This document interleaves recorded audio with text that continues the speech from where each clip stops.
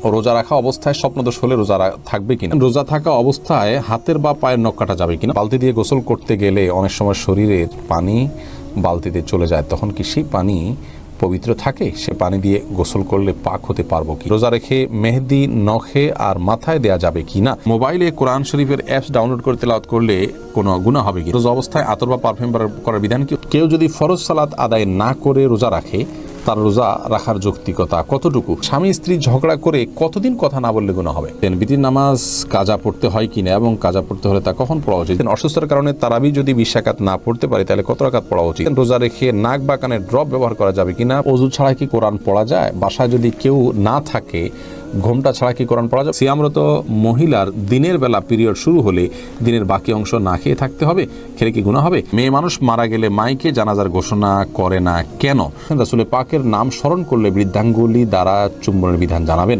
আর বিলম্ব না করে চলুন তাহলে আপনাদের যে সমস্ত প্রশ্নগুলো আমাদের কাছে চলে এসেছে সেগুলোর উত্তর দিতে আমরা শুরু করি। আর সেই সাথে বলে রাখি যে এলমি একটা অনুষ্ঠান করা এবং হাদিস ভিত্তিক জ্ঞানের একটি অনুষ্ঠান, অতএব এটিকে অন্যদের দেখার সুবিধার্থে, অন্যদের জানার সুবিধার্থে শেয়ার করে দিন, ওয়াচ পার্টি করে দিন। এর মাধ্যমে আপনার ছোট্ট একটি ক্লিকের মাধ্যমে অনেক বেশি অফুরন্ত সওয়াবের আপনি অধিকারী হতে পারবেন।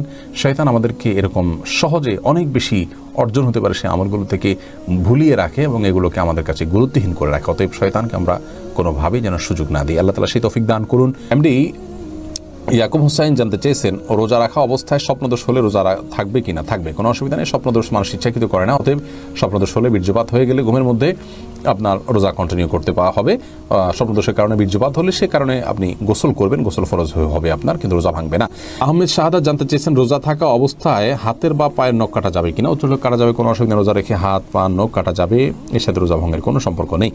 সোহাগ খান এডি থেকে আপনি জানতে চেয়েছেন, বালতি দিয়ে গোসল করতে গেলে অনেক সময় শরীরের পানি বালতিতে চলে যায়, তখন কি সেই পানি পবিত্র থাকে? সে পানি দিয়ে গোসল করলে পাক হতে পারবো কি না?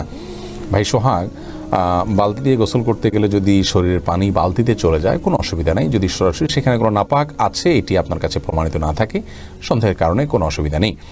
খায়রুন নাহার জানতে চেয়েছেন, রোজা রেখে মেহেদি নখে আর মাথায় দেয়া যাবে কি না? রোজা রেখে হাতে, নখে ইত্যাদিতে মেহেদি দেওয়াতে কোনো অসুবিধা নেই।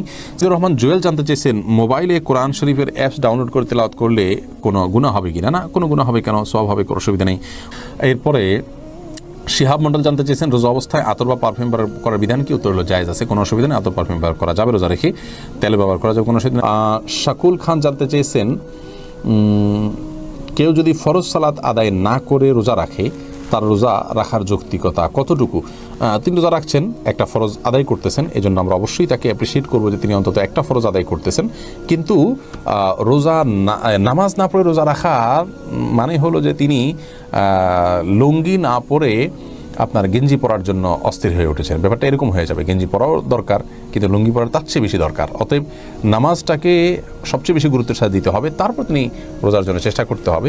নামাজ না পড়ে রোজা রাখা এটা হলো নামাজের গুরুত্ব বা সালাতের গুরুত্ব না বোঝার কারণে। আল্লাহ তাআলা আমাদের ভাইকে বোঝার তৌফিক দান করুন। কাহিনী আইডি থেকে আমরা জানতে চাচ্ছেন, স্বামী স্ত্রী ঝগড়া করে কতদিন কথা না বললে গুনাহ হবে? 3 দিন পর্যন্ত আপনি কথা না বলে থাকবেন। নবী সাল্লাল্লাহু আলাইহি ওয়াসাল্লাম বলেছেন, লা ইয়াহিল্লু লিমুসলিমিন আইয়াহজুরা আখাহু ফাওকা 3 আইয়াম। কোনো মুসলিমের জন্য অন্য মুসলিমের সাথে 3 দিনে বেশি কথা না বলে তাকে বয়কট করে থাকা জায়েজ নয়। অতএব 3 দিনে বেশি আপনি স্বামী স্ত্রী কথা না বলে থাকা উচিত নয়। এটা অন্য যে কোনো মুসলমানের জন্য যেরকম, তাদের জন্য একই কথা প্রযোজ্য। ফিকার খান তাসিন জানতে চেয়েছেন, বিতির নামাজ কাজা পড়তে হয় কিনা এবং কাজা পড়তে হলে তা কখন পড়া উচিত? জি, বিতির নামাজ আপনি কাজা করবেন। অনেক ওলামারা বলেন যে বিতির নামাজ যদি দিনে কাজা করেন তাহলে আপনি জোর রাকাত পড়বেন, যেহেতু দিনে কোনো জোর রাকাত নাই। এই মতটা কতটা অথেন্টিক, এই মতের সপক্ষে কোনো হাদিস আছে কিনা আমি জানি না। তবে অন্য সমস্ত আমলের সাথে যদি আমরা এটাকে তুলনা করি তাহলে দেখা যায় যে আসলে দিনের বেলায় বা যে কোনো ইবাদত যখন কাজা করা হয় তখনকার অবস্থা বিবেচনায় রাখা জরুরি নয়, বরং যেই ফরম্যাটের ইবাদত কাজা হয়েছে ওই ফরম্যাটে আদায় করতে হয়। যার কারণে আমরা মনে করি যে দিনের বেলা কাজা করলে সেটা 3 রাকাত বা বিজয় সংখ্যক করবে। ফারজানা শিরিন আপনি জানতে চেয়েছেন, অসুস্থতার কারণে তারাবি যদি 20 রাকাত না পড়তে পারে তাহলে কত রাকাত পড়া উচিত? তারাবি 20 রাকাত না পড়তে পারলে যতটুকু তৌফিক হলো ততটুকু পড়বেন। তারাবির রাকাত ফুলফিল না করলে যে কোনো গুনাহ হবে এমন না, ফরজ রোজার মতো। অসুস্থতার কারণে আপনি যদি 2-4 রাকাত 6 রাকাত কমও পড়েন, কোনো অসুবিধা নেই।